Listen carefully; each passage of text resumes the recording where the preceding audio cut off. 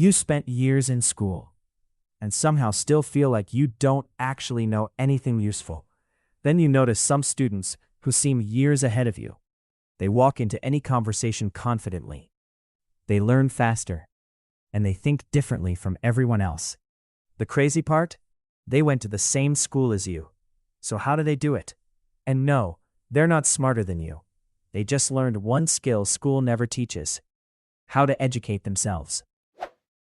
Because school teaches you how to pass exams and complete assignments, but nobody teaches you how to keep learning when nobody is giving you a syllabus, deadlines, or a teacher.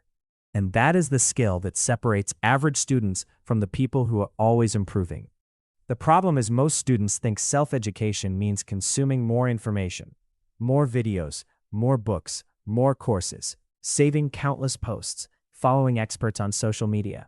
But consuming information is not the same as becoming knowledgeable. Think about it. You can watch 20 videos about fitness, but if you never apply anything, your body does not change. Knowledge works the same way.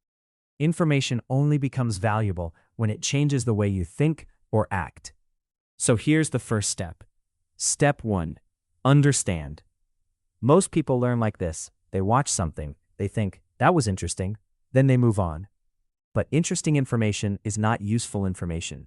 After learning anything, ask yourself one question. Could I explain this to someone who knows nothing about it? Because if you cannot explain an idea simply, you probably don't truly understand it. You just recognize it when you see it. And that is why so many students study an entire chapter, feel like they know everything, and then enter the exam hall and forget every answer. The information was there while they were looking at it, but they never trained their brain to recall it when they needed it. The best learners don't just consume. They challenge themselves. They close the book. They try to explain the idea. They find the gaps. And those gaps are where real learning happens. But even if you understand something, there is another problem. Most people learn random things. A little psychology today, a little business tomorrow, a little productivity next week. And after months of learning, they have hundreds of disconnected facts. Nothing connects. Which brings us to the second step. Step 2, go deep. The people who seem incredibly knowledgeable didn't learn everything. They choose one skill that actually matters to their future and go deeper than everyone else. For example, instead of watching 50 random videos about money, they spend months understanding how businesses work, how investing works, and how people make financial decisions. Depth creates an advantage, because once you understand one topic deeply, you start seeing connections everywhere. Learn psychology, and you'll understand marketing better. Understand marketing, and business starts making more sense. One skill starts unlocking another. Your brain becomes a network instead of a storage box. But there is still one thing most students miss.